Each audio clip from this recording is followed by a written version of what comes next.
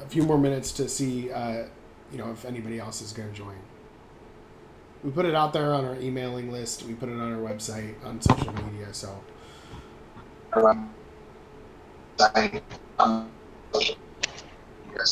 I'm getting a double echo from from your end, Marlo. I'm getting a double echo from your end, Marlo. Yes, I'm working. If you mute your mic, it goes away. Okay, because when I muted, I can't hear you. Weird.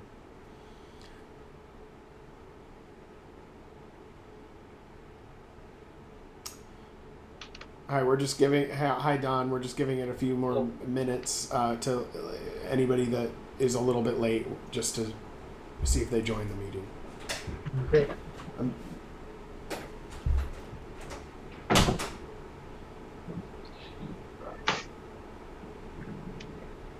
Is that Kevin on the deck? That's Kevin in the back patio and enjoying a non-alcoholic beverage right now, but alcoholic one is after 5. Somewhere. Yes, it is. Everywhere. But no, I'm going to wait till after the meeting and then indulge a little. So okay. I've got a kid. I just finished making dinner for the kids and take care of the wife here in just a little bit. Working graveyard again. So. Oh, geez. Yeah. So she's headed to work, or is she at work, or is she heading to work at? But I'll make some eggs and sausage or something, whatever she wants for breakfast. I didn't think Western operated in the evening and overnight. I know they do, but yeah, UPD operates 24/7, and just so happens that right now she's got the graveyard shift. So yeah, but she takes her turn just like everyone else, and she does it this year. She doesn't have to do it for 2 more years during summertime. Okay. So, how's Linda doing? And yourself? Doing good. She has actually a meeting she's going to attend shortly on Zoom with another group, and so we're doing fine. Good. And we've had all sorts of company with kids visiting, so everyone's gone now. So, and until this weekend, we have some more people coming. But anyways, yeah. So having them, I'm sure, is fun, but having them gone can be a relief at times. Or what's interesting about family is that when you have your kids like you do at home, you're kind of used to them. Yep. And then, but when they're gone, like 20 years, I mean, you see them once in a while, but they're not around that much. And then they bring the grandkids, and it just takes. I mean, the visit was really great. The visit's actually several, but it's it's kind of a getting to know everyone again. Yeah. Our daughter was here from Bangkok with our 2 grandkids, and we haven't been able to see the boys since 2019 thanks to COVID. Oh. So it was good to catch up. Awesome. Yeah. Well, I'm glad you got to have that time. Yeah. So anyway, once your kids are grown, just move, get a post office box. Don't tell them where you're at.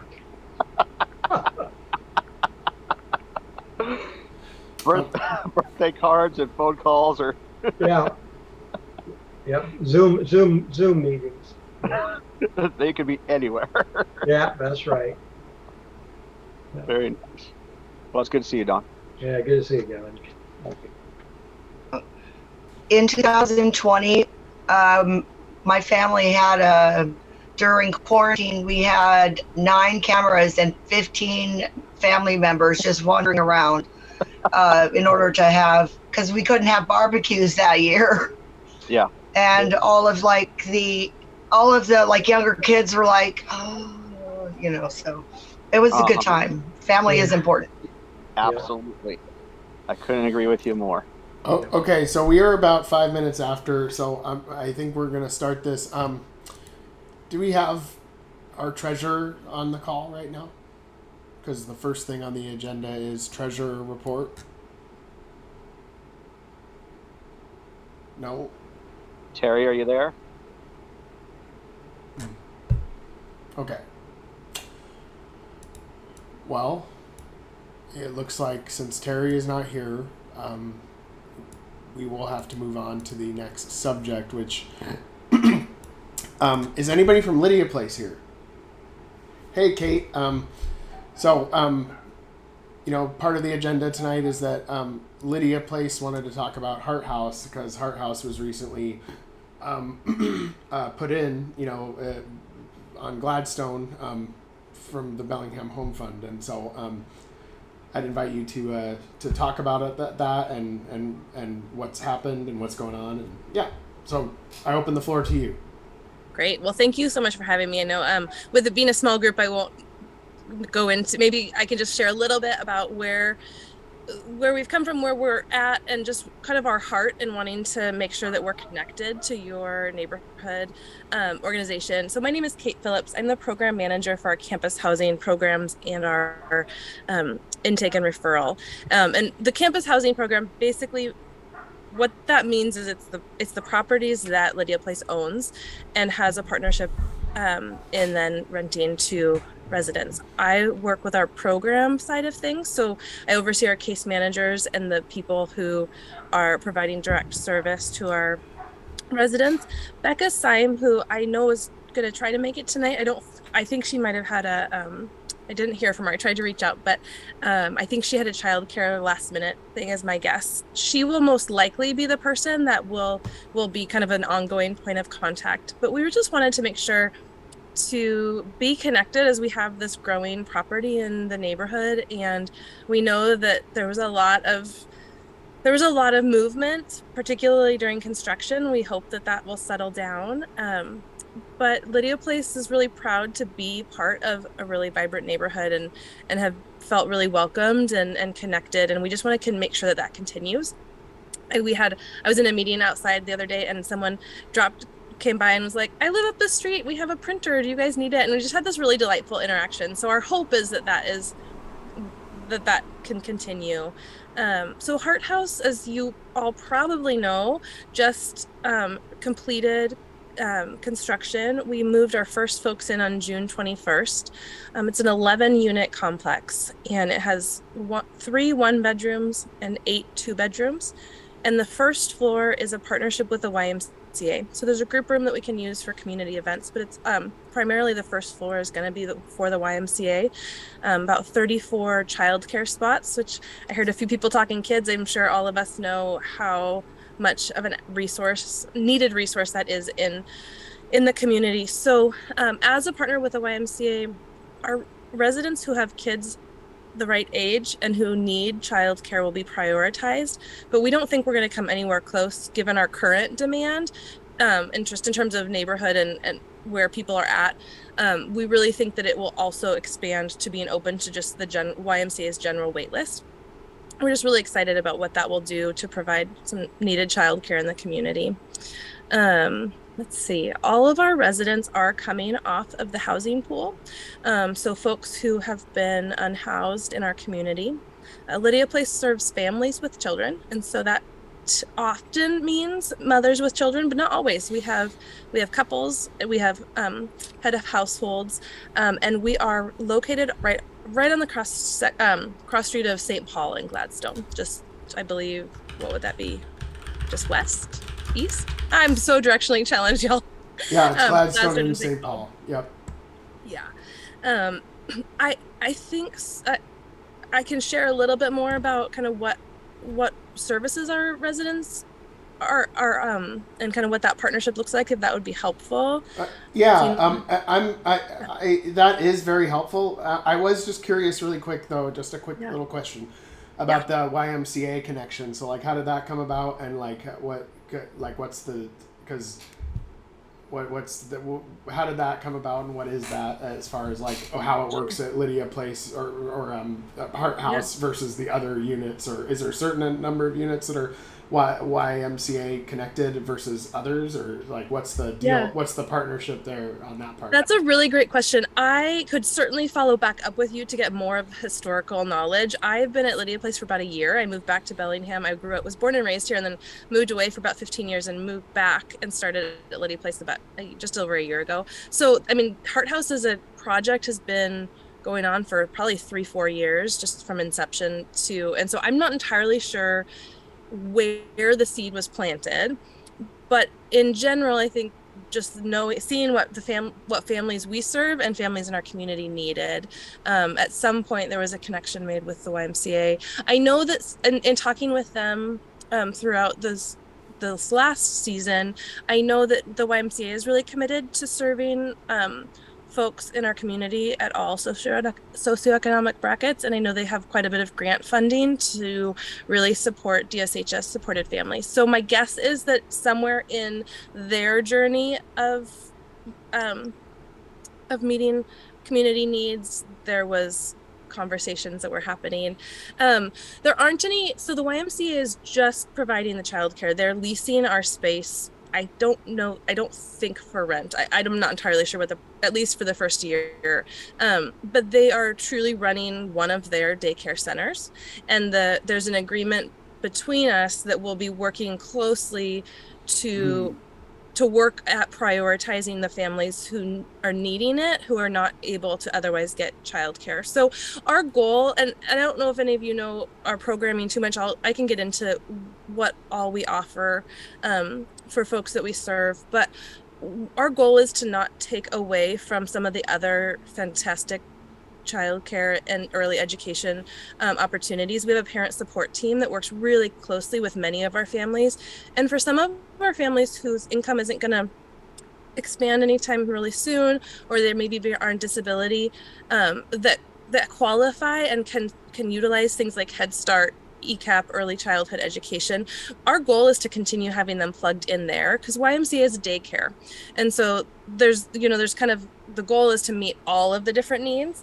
And so any families, like I said, who could utilize and would benefit from daycare will likely be prioritized. Now, over time, we don't know what that priority will mean, because once you fill a daycare, any of you who've had kids in daycare know that that's gold and you don't let that spot go until your kid ages out. So as we're coming on board, as families are moving in, and as other case managers and some of our other programs are working with families where they're really struggling to meet that need, we are helping to put them forward for spots.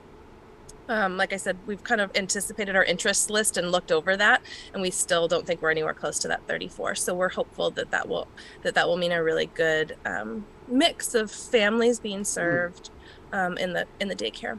And I didn't even know that YMCA did daycare, so like that was useful even to know that, right? So totally, yeah. They have they've got actually two big partnerships, or two bigger not partnerships, two big projects that they're expanding their downtown YMCA daycare, and they're expanding the Barkley one. So they're really trying to work to meet the need in the community as well. Yeah, when I drove by at Heart House, I saw the signs for YMCA. I'm like, where do they come in? I don't even know. And so that makes it very clear. Thank you. Absolutely. But you were going on to the next thing. I just interrupted you, so I'm sorry.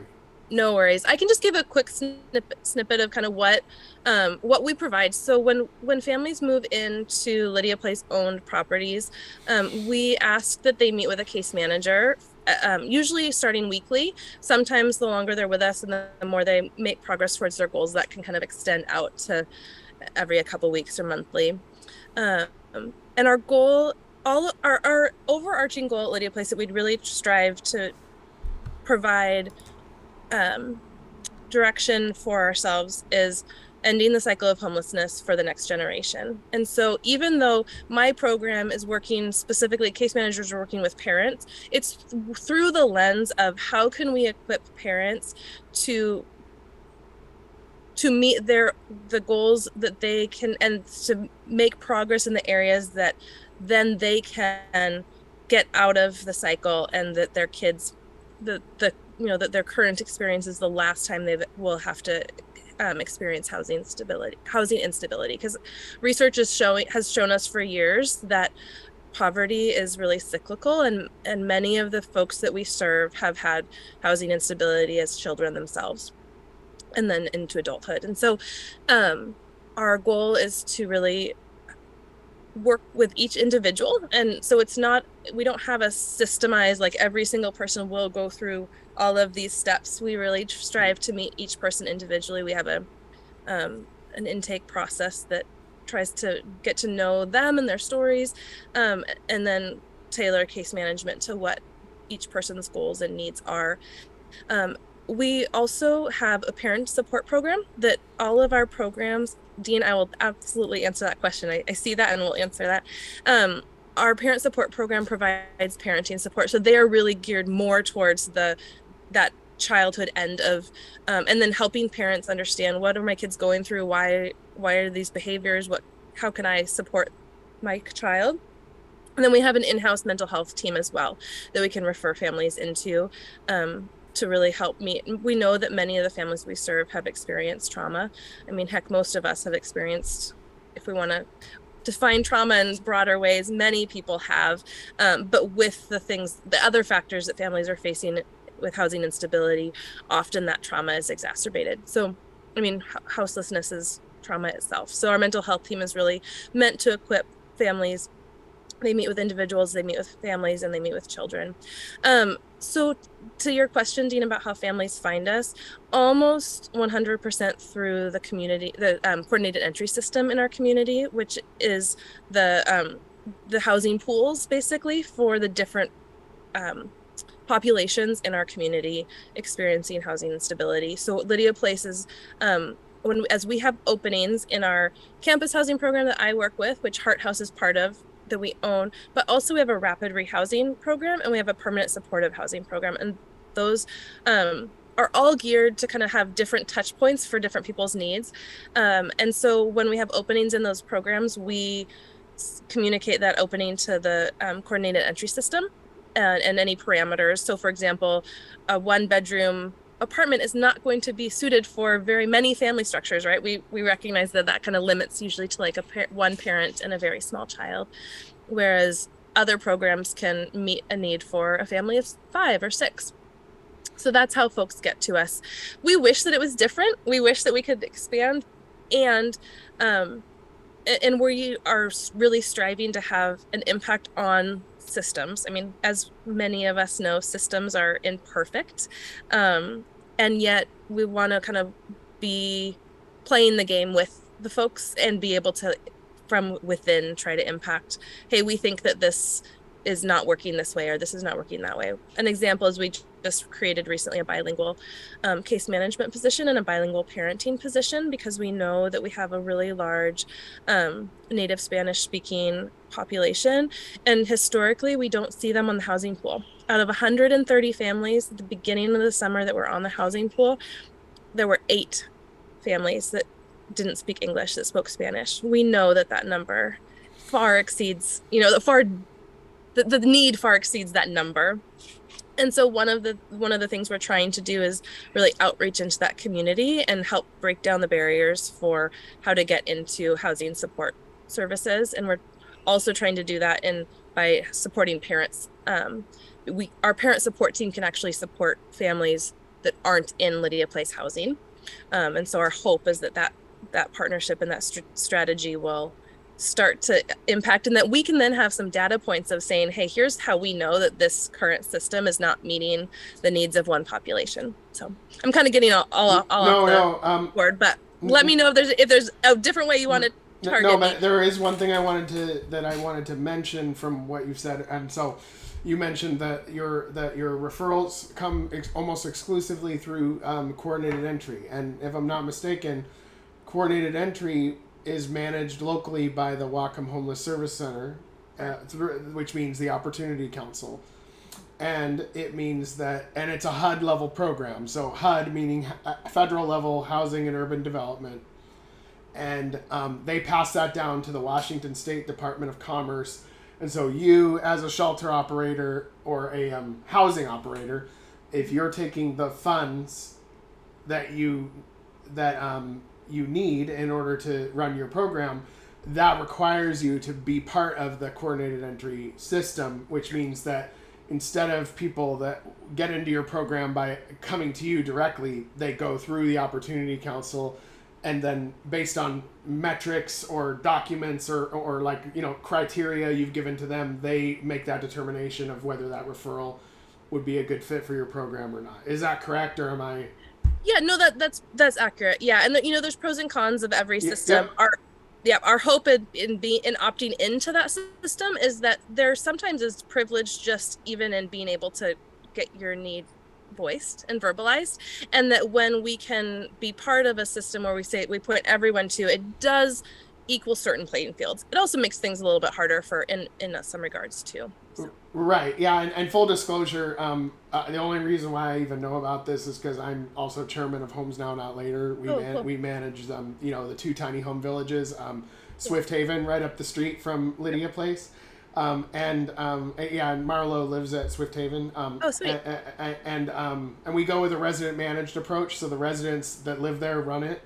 Cool. And also Unity Village down in Fairhaven. And so the thing about coordinated entry has popped up. I'm also on the coordinated entry governing body, but I don't support joining it personally and as an organization for Homes Now, because we want to, we want to actually have people apply with us directly and stuff, but I realize that every way to do it has upsides and downsides. But I actually think that what's good is if we have a lot of options. So like if we have like 35 options rather than like 2 options, then that means that no matter who you are, you know, there's going to be something that works for you. And I'm not saying it's good or bad. I'm just saying that like it's good to have options, right? And so that's what coordinated entry is as far as I understand. So I just wanted to make that clear, like as far Absolutely. Yeah.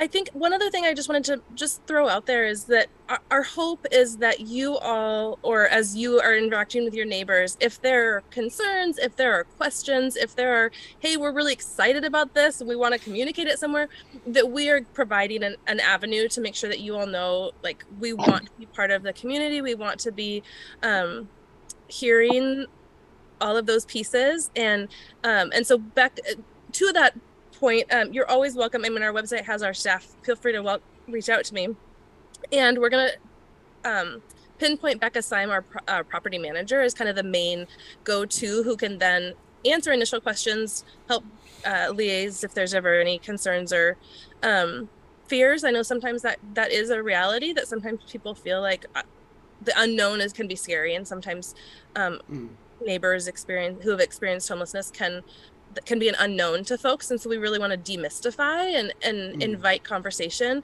and so would just welcome you all putting Becca's, you know, we developed a property management at lydiaplace.org email to try to be a really centralized, hey, this is a way that you can get a hold of us. Right, and I agree with that, because what I have found, you know, when we've set up our tiny home villages in different neighborhoods, what we have found is that, like, before we're in there, the neighborhood's kind of like, I don't know, like a homeless encampment in my neighborhood. And then when they see what it is and how it works, and that there's nothing that affects their neighborhood in a negative way, they're like, oh, okay, I actually support this. And so it's one of those things that I could see why there's a lot of resistance before it actually happens. And then once it's in, it's like, oh yeah, this isn't what I thought. And then all of the, like, you know, opposition just kind of seems to melt away once people see that it's not like as bad as they thought, and not even as bad as they thought, but a good thing. Like, it's helping, it's not hurting anybody, and it's making things better. Like, I go by Heart House and Lydia Place all the time. You guys haven't caused any problems. The only thing that I've actually noticed is just that I haven't heard much at all. Like, it's just been kind of like quiet and like not much at all. I think you guys might benefit by putting your message out there a little bit more, but like I've never heard anything bad or anything like that.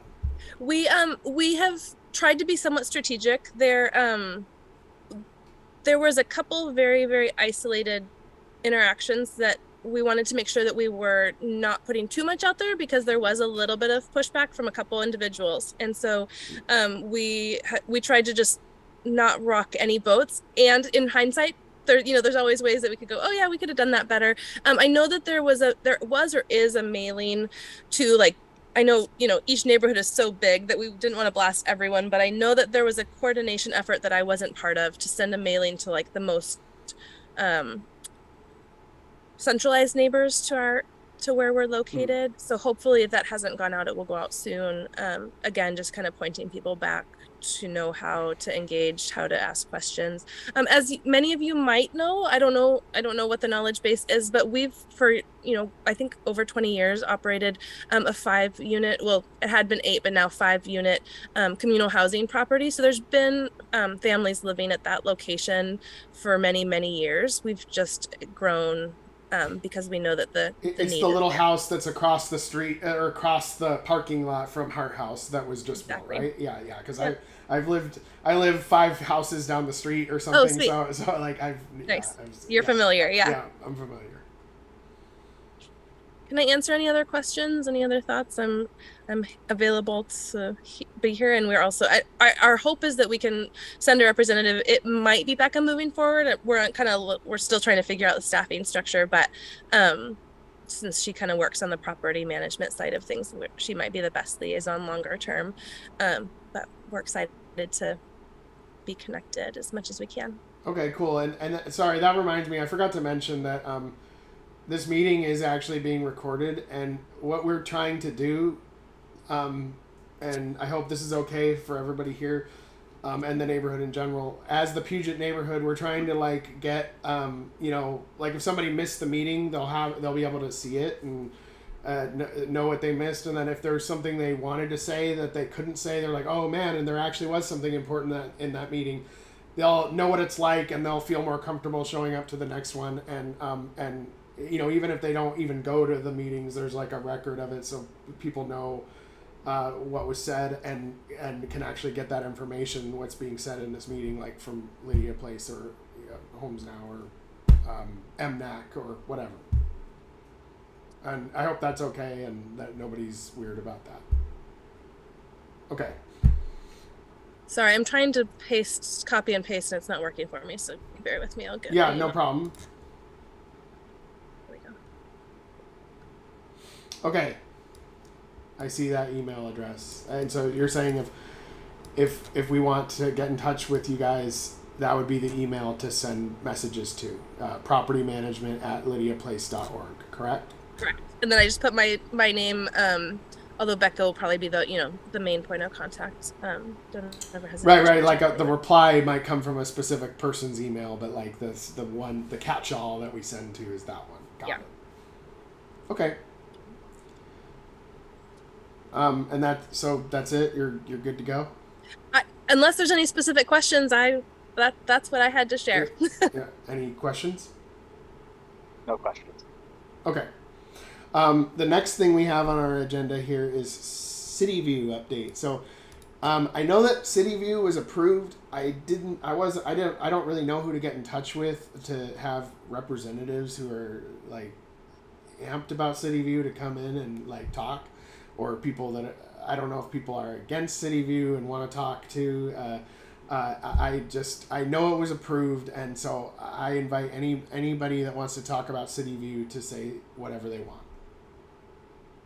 Well, Doug, this is Don Bieber. I contacted you. I talked with you on the phone, right? Right. Okay. Yeah. And just if we have a few minutes, I don't know how much everyone knows about City View. Just going to try to make this brief. Yeah, summarize it as best as you can for people. Well, we're talking about a 4-year effort here. There was a working group in the neighborhood, Puget Neighborhood Working Group, which is the title we used, and as various members during the last 4 years. Kevin was part of it too, part of our group. There was a half dozen key individuals, and my role was just as last probably about 2 years was coordinator. City View, in case you don't know, is to be located off of Nevada at Consolidation up on the east side. It's a forested area at the moment. There's an 11-acre plot there that's been purchased by a developer. And it has history because about 10 years ago, there was an effort to build a what's called a purpose-built building, which was essentially a dormitory. And it went through a lot of iterations at the time. This was 2013 and 14. It actually ended up being approved, but for various reasons, and we really don't know what they are, except probably finances maybe, it was never built, and the developer of that program or project let it lapse. A more recent developer, Morgan Bartlett's his name, who's lives here actually locally. He started, I think it's fall of 2018, had the first meeting. And this went on for quite a few years in terms of going back and forth with the city. And what he proposed was a similar development, only 136 units initially. Each unit is 3 bedrooms. Each unit has its own bathroom. So each unit is leased separately. So you don't lease like a 3-bedroom unit with one lease. Each individual has their own lease. So they may or may not know each other. It doesn't really matter. That's how it's set up. And so you're saying, wait. So you're saying that this is not a situation in which you're renting a 3-bedroom apartment and then you pick your roommates. This is like a situation in which it is a 3-bedroom apartment, but your 3 roommates are picked by the, or you apply for that housing and you might get placed with 3 like random roommates based on like the leasing agreement. Yeah, well, unless my understanding is unless you went in with like 1 or 2 people that you know and said, hey, we want to get a unit, if they happen to have one available, we want to lease it, there would still be separate leases. So, each person pays their own rent and so on and so forth. But for each separate room in an apartment rather than like each one with their you own could you could go and say, hey, I need a room, and they would lease you a room, and there'd be 2 other people that you wouldn't know. Right, and, got it. And there's a shared common area for each of the 3-bedroom, I'll call them units. Anyway, what's proposed or what's been approved actually is 3 buildings. 2 of them are about 3 stories tall. One of them is 6 floors tall. And it's going to cover about half of the 11 acres. Just for a bit of background, this particular property is half that's, I wouldn't call it level, but it's on a medium slope. The other half's on a pretty steep slope going up to Puget Street, which is up behind it. So it's about half and half. Anyway, for the last 4 years, the city planning department has looked at the application, and there's been, Kevin knows well this, there's been a lot of back and forth between the developer and the planning department, and where they wanted more information. Each time they asked for more information, then we would, as a group, ask the neighborhood to publicly comment. And my guess, it's not just hundreds of pages, it's probably 1,000 pages were submitted by the neighborhood, because we kept communicating through our email list, etc. And people really spent time doing analysis. So trying to make a long story a little bit shorter, where we ended up, it's been a very long story. Where we've ended up as a group, we did in fact engage a lawyer a couple of years ago, and we looked specifically at an issue, which was the unit density. Unfortunately, this area is zoned where we live in for multiple residents. It's a weird zoning, but it's just the way it is. And that would allow probably 97 units. But historically, the city has always claimed that there was 176 units allocated to this property. And in our belief, going back, looking at the records and so on and so forth, and our strong belief is that never really was the case. That in fact, the process that should have taken place never did. The public process didn't occur. But the bottom line is that the city held to that. Where we ended up finally earlier this year was the city went through the environmental statement, or SEPA, Environmental Protection Act, and came back and said, look, we are going to issue a DNS, a basically a declaration of non-significance or designation of non-significance, meaning, yeah, it's good enough. They did so with a lot of mitigation, which my understanding is, and Kevin, if you feel free to comment if you like at any time, was that that's pretty unusual, not common. And the mitigating factors is first of all, it's 106 units. It's not 136. It was reduced by the developer. They are required to do some things like put a shuttle in to run down to the parking lot that Western operates to have that available. They just said throughout the day, so I don't know what that means, but I can assume about 18 hours a day, which is interesting because that's a big expense. But anyways, there's that. Put in a new crosswalk and with signals down by on Lashley near Lincoln, which is an item. There was other mitigating factors too, quite a few of them, and I won't try to go into all of them. But it wasn't, one of the big ones too, I think, was the design wasn't quite accepted. There was concern about the compatibility of the properties with the neighborhood or the buildings. And the city requested that the developer come back. And the way I read it was basically come up with a different roof line configuration for each of the 3 units. Might be a little bit off on that, but that's at least what I got out of it. So the developer had or has a lot of work to do yet to actually get the city to issue the final permit. So what the city does basically and did was issued a conditional permit. They did the DNS with the mitigations. And at that point, what happens is it's basically up to the planning department to either agree or disagree with what's proposed to meet these issues by the developer. It's really all in their hands. Now, when the conditional permit was being issued, there was a 14-day period in which to file an appeal. And we as a group looked at that. We had actually another lawyer from Seattle who does nothing but environmental and land use law. And we worked closely with him. And the bottom line was, and we had a neighborhood meeting to share this, is that we couldn't find a really way forward with the appeal. There wasn't anything that we really could look at and say, hey, whether it's unit density or environment, no spotted owls, unfortunately, but there wasn't anything that we could latch onto that was a gotcha. We could appeal. The problem with appeals is that they're expensive. It's a $1,500 fee up front just to file it, and it's heard by the hearing examiner. Just so you know, a hearing examiner is a judicial process.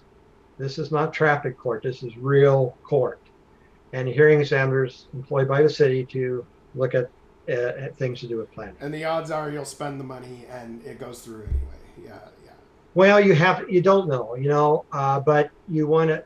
I mean, that's a possibility. And the other thing about the hearing examiner is that you have to have legal counsel.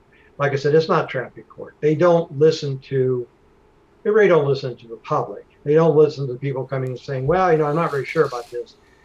You get slaughtered for that. So our best estimate in working with the legal firm, both legal firms actually have we worked with, and who, by the way, were generous with their hours, very generous, was that we could spend easily $50,000 on the initial appeal.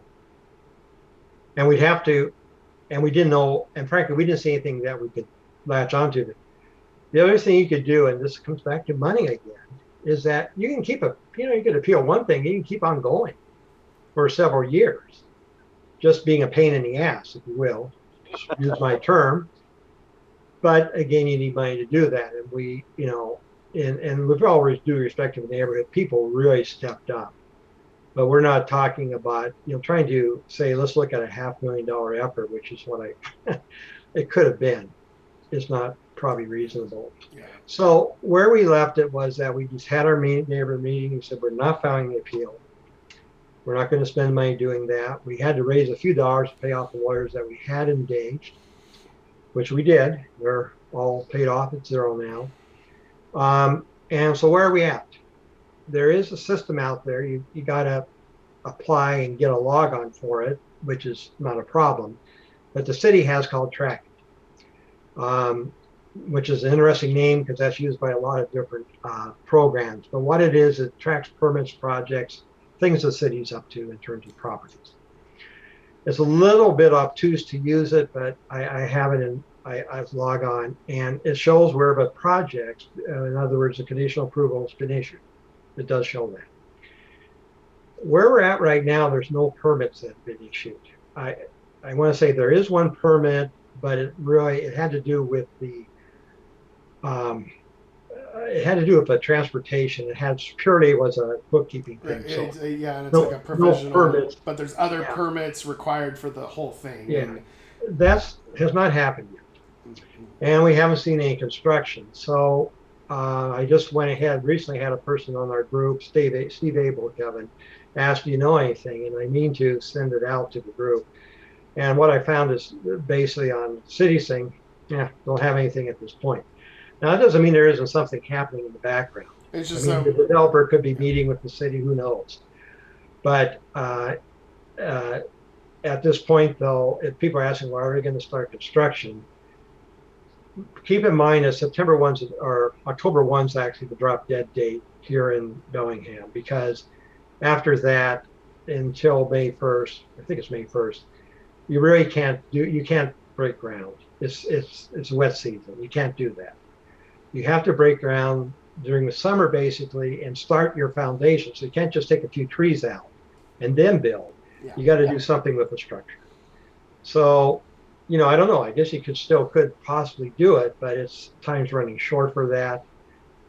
The last thing I was going to say is that the approvals for 2 years, interesting. I went back and read that. So apparently it's a 2-year window.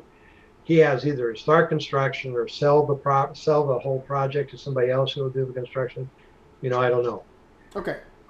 That's where we're at. I guess we're just waiting, and our working group, while we're not meeting regularly, kind of trying to keep our finger in it a little bit.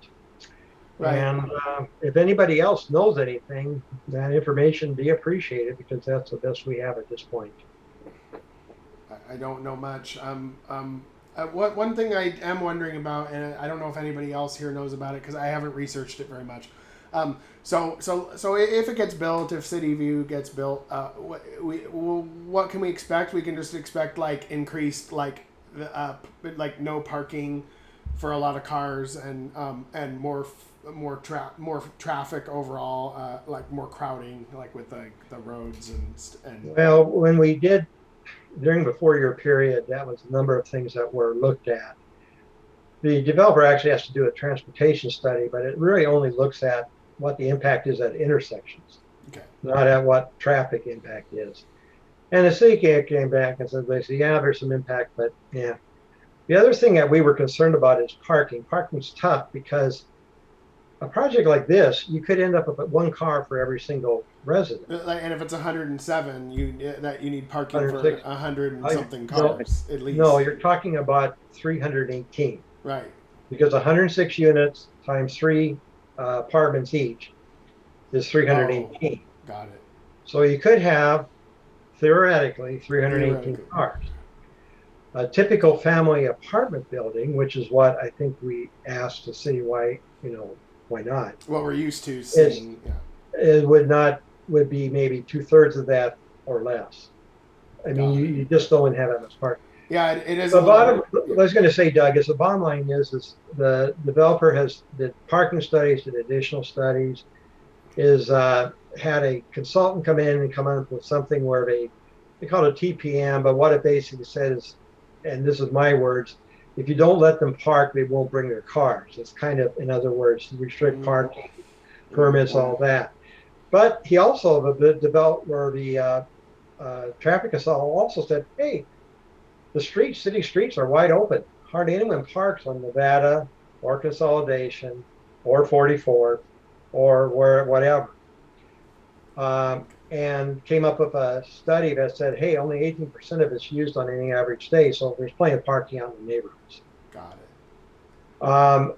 And then finally, the city vote did mitigate a little bit that. They're requiring the developer to lead the effort to establish a residential parking zone here. Very uncommon in Bellingham, but basically where you have to have where the streets are all, no parking's allowed unless you got a permit to park there. And so that is being required as part of the mitigation. But yeah, parking and traffic definitely is going to be an issue. Just one other thing for consolidation, according to the city, that's a perfectly that's an adequate street. It meets all standards as it is. So that's like with parking on one side, actually parking on both sides on part of it. I don't know how that works exactly, but that's what they're saying. So Okay. the street is not being changed.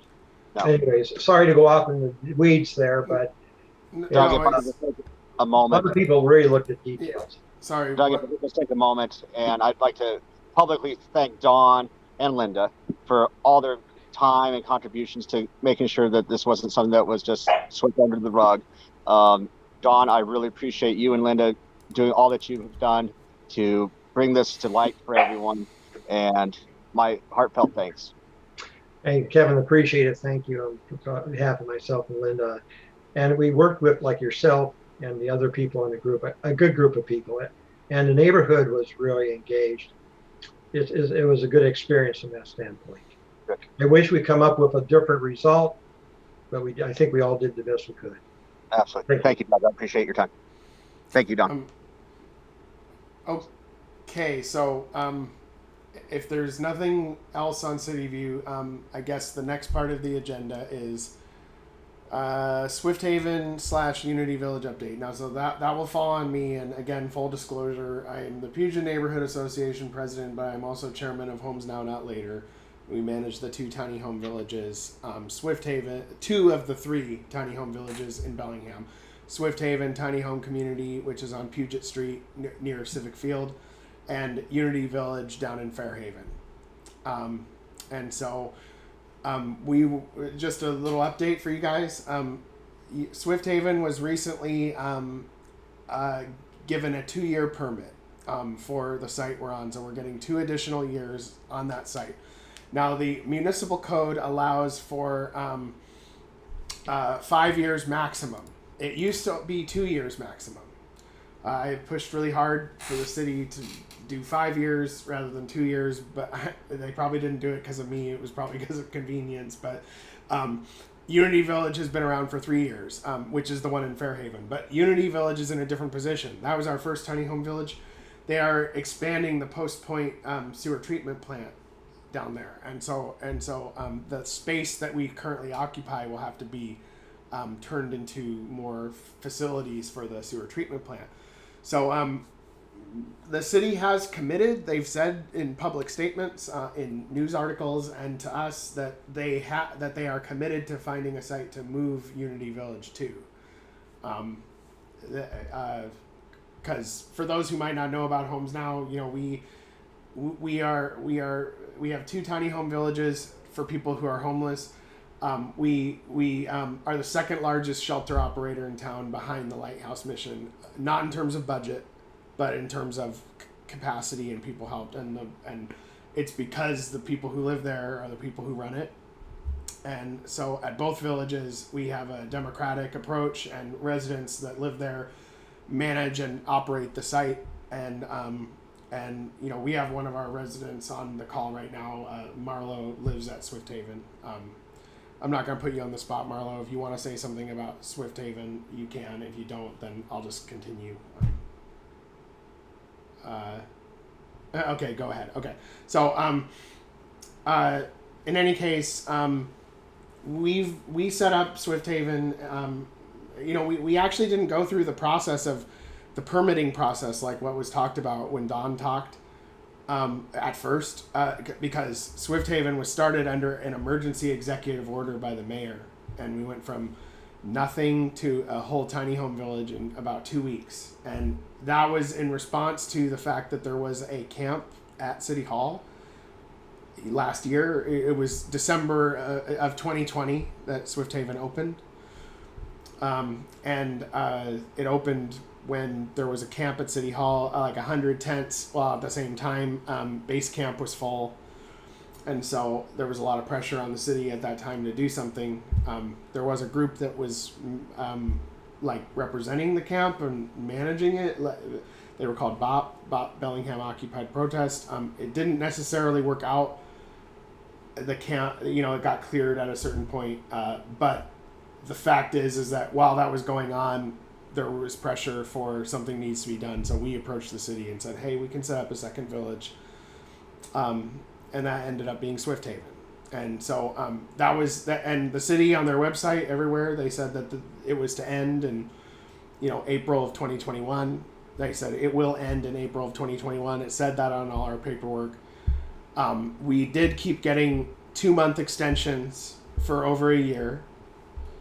And then we did go through the standard permitting process, and we were approved for a permit in March that lasts for 2 years, with the opportunity for 3 subsequent 1-year extensions. But they did put a number of conditions on us that weren't like, what we would want, but they were put on us as a condition. So condition 1 was that that all residents that live at the shelter, to answer, I'm going to go back to what I was saying, but to answer Heather's question, after 2 years, we have the opportunity for extensions. So that means the city can extend it 1 more year, and then 1 more year, and then 1 more year, but for a maximum of 5 years total. What the city has committed to in the past, though, that they've told us for both Unity Village and Swift Haven, is that once, because it's technically defined as temporary, because it's not actually housing, it's classified as shelter. And a temporary encampment or a temporary village or shelter cannot be in one spot for more than 5 years. It used to be 2 years. So after 5 years, we can move to another spot, any other spot, and then the clock resets again for another 5 years. But we can't be 5 years at any one particular spot. And so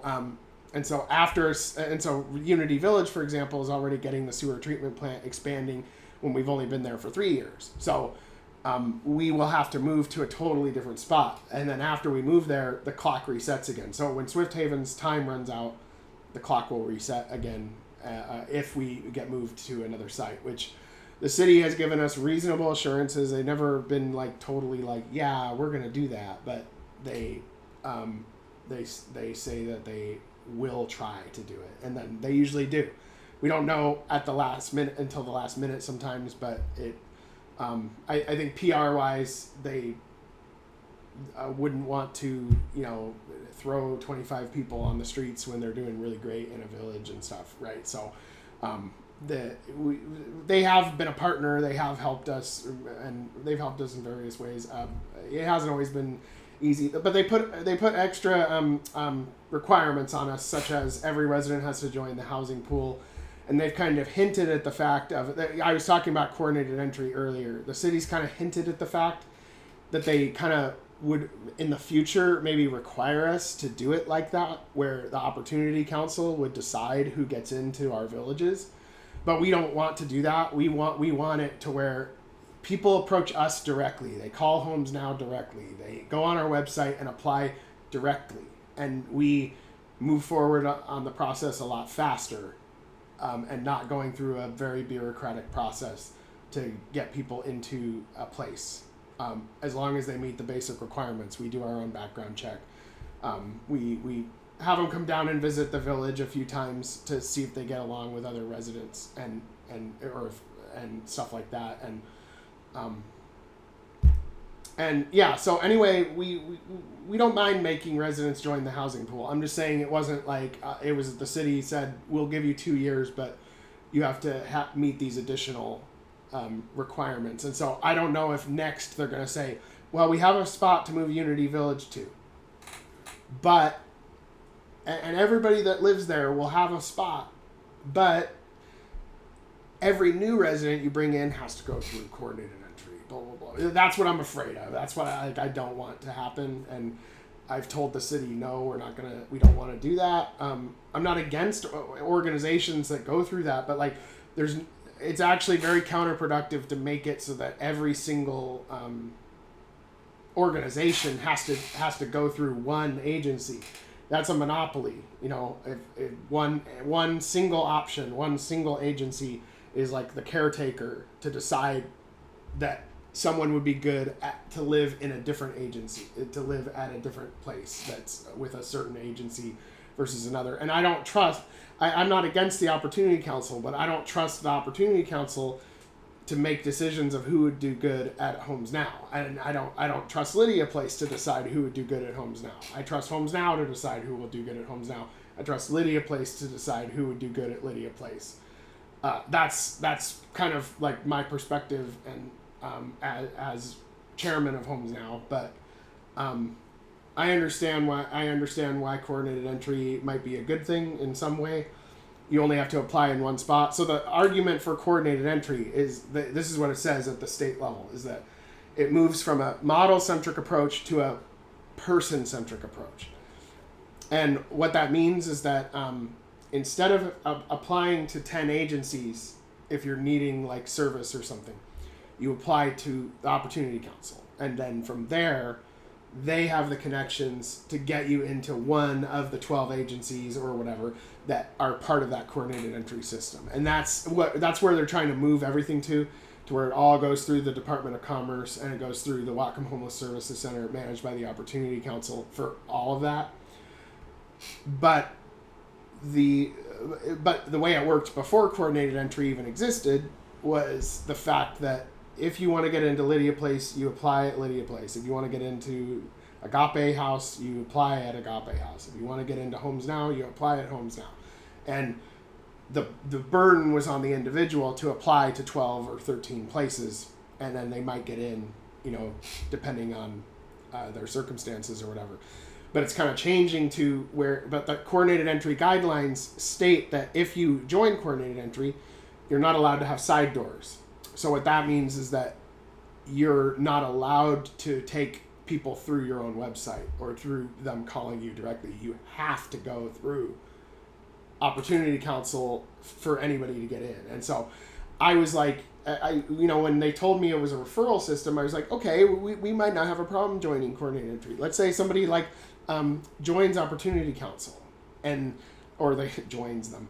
If they apply with Opportunity Council with Whatcom Homeless Service Center, and they might determine that somebody's a good fit for our village. That's fine. You know, then they get referred to us, and we would talk with them and interview them and go through our normal process. They might not even have to go through our website. But no, it's not like that. It's that the referral has to be accepted through the Opportunity Council, and we don't have the ability to interject and say, well, let's interview this person and see if they should be in here or not, based on our criteria. And so it's presented that it's like more equitable or whatever, but the problem that it has is that it's bureaucratic, and there might be metrics that determine whether somebody's going to be good in a program or not, that their system is not able to calculate. And so for example, with our system, Homes Now has no paid staff, so residents that live at the villages have to actually act in a staff capacity as somebody that lives there, okay, and get along with their neighbors and live in a community setting. And so those are actually extra criteria. We're not low barrier, we're not super high barrier either. We're somewhere in the middle, but like the criteria of, will you be able to do the jobs? Will you be able to run the front desk? Will you be able to help clean and do things around the site with your neighbors and get along with them in a community living setting and be independent? And that is actually extra criteria than somebody who might just qualify to get that apartment, or might just qualify to get a room, and like they're on their own with that room. It's not a community living setting. So will that be do you qualify for that versus this? And so that's where we run into issues with coordinated entry. And I'm on the coordinated entry governing body. I don't have a problem with it existing, but it's kind of presented like if you use coordinated entry, you only use coordinated entry, and you can't like use that with something else, and you can't interject and turn a referral down if coordinated entry has decided that they would be a good fit, even if they're not a good fit. It's that, nothing's perfect. I hope that coordinated entry can improve and maybe like change. But I just want to let you know that the city, I feel like the city's kind of slow motion, like pulling us in that direction where they might offer us something to save ourselves, but we got you. We're controlling you, and you need to go through coordinated entry.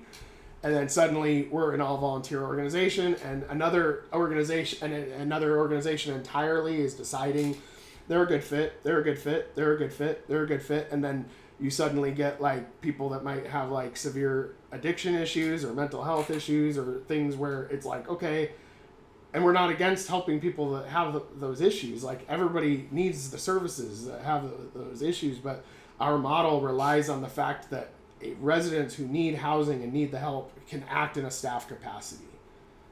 And a lot of people can do that. I would say that there's a high percentage, the majority of people who are homeless can do that, but some cannot. And I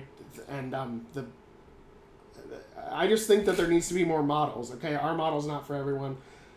There's other models that will work for certain groups, and we need more models. But to have like one agency decide all that for all the agencies is a concern of mine, but it seems to be like the way that the wind is blowing. So I just wanted to let you guys know that that's what we're dealing with. But as far as day-to-day of the village and the residents and how everything's running, we're running super smooth. We don't get hardly any police calls to our sites. Neighbors get along, and it runs kind of like a family and friends, and we work together and help each other out, and peers helping peers. And so we're proud of what we built at both villages, and we're open to the public. Anybody can come and visit our villages and see. So if you want to come during the day at 9 a.m. or 6 p.m. or whatever, we're open. So just come and check it out and judge for yourself. And the neighborhood has been so generous. So many people donate at our gate all the time, and at both villages. One's in Fairhaven, one's in Puget, and this is a great neighborhood. Everybody's been so kind, and we're proud of what we built, and we're just going to continue to improve, and it improves every day. So that's all I had to say on Swift Haven. So we're here for 2 more years at least, and yeah. And then if anybody has any questions for that, please let me know. If you have any questions, please go for it right now. If not, I can move on to the next thing. No questions? Okay. So the next thing, the last thing on our agenda tonight is MNAC representative. So Kevin is our MNAC representative, and MNAC stands for Mayor's Neighborhood Advisory. I don't know whether it's commission or committee. I think it's committee. Okay. So right. So MNAC is a meeting that happens with representatives from the neighborhood and the mayor. Okay. So Kevin was at the last one. I was in on the meeting for 20 minutes, but I didn't stay for the whole thing. So if Kevin wants to update us on that would be good.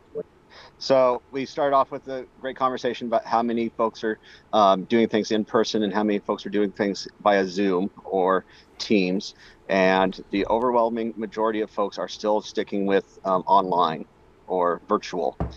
However, there are groups that are getting together in person, which, depending on everyone's comfort level, is how people are proceeding.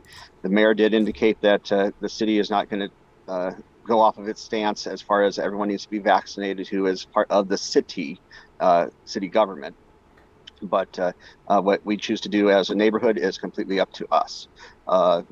It's not any more than us deciding, hey, let's all start getting back together in person, whether it be at Carl Kosher in the play shed outside or be in the cafeteria. Those are things that we can decide upon ourselves. Oh, sorry. I just wanted to interject on a very small point you just mentioned. I forgot to mention at all. Lydia Place said that they have capacity for 50 people, and that if we ever met in person again, they have a spot that we can meet at now that is in the neighborhood, and we wouldn't have to like get it rented out from Carl Kosher or whatever. And just letting you know, they said that it's capacity for 50, and they're really open to it if we ever do in person. I'm partial to Zoom, but I understand if like the trend goes toward in person instead. But just continue. Sorry, but I just wanted to interject on that small point. Yeah. No need to be sorry. So anyway, that's how our meeting started off. And then we had Greg Hope, who presented to us maybe a year and a half ago or so, talk about disaster preparedness at our local level, which due to things from last week and the week before includes extreme heat events, such as 90-degree days or so on over the course of 5 days. Then we spoke about improvements that are happening within the Puget neighborhood, or improvements happening within Bellingham. And in the Puget neighborhood, we spoke about, or it was presented to us, that the sidewalks would be widening under I-5 on Lakeway for safety reasons. A time frame on that was not given.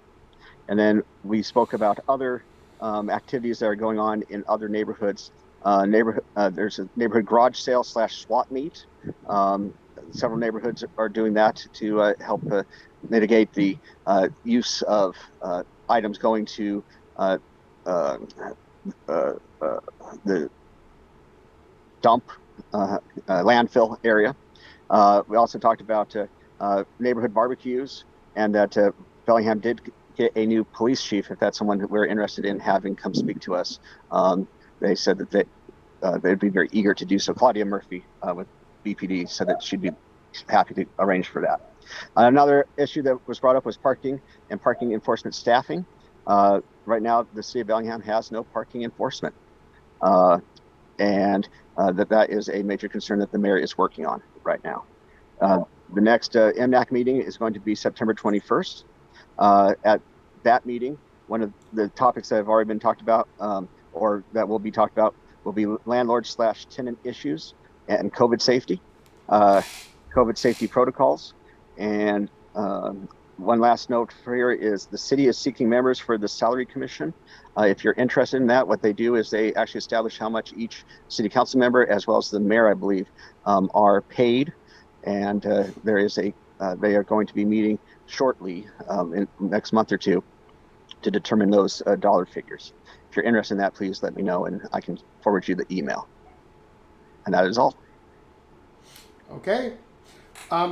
So we are done with our main agenda. So is there anything else regarding the Puget neighborhood that anyone here would like to discuss about anything for any reason before we part ways? Okay.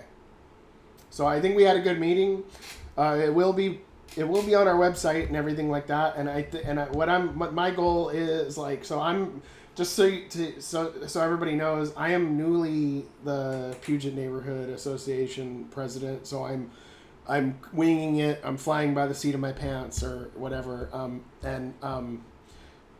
I want to try to get more neighborhood involvement, especially after COVID and stuff like that. So I feel like this is a way to do that. So if it's going to be a while, right? We're going to do multiple meetings where nothing's really going to happen. But over time, just that people know we do meet regularly on some kind of basis, and what was discussed, and if they have issues in the neighborhood, they can contact us on our website. They can contact us directly, and we'll put them on the agenda. Something's happening in our neighborhood. I also tried to get in touch with Garden View Village and stuff, because they're close to the Puget neighborhood. They said they might be able to make the next one.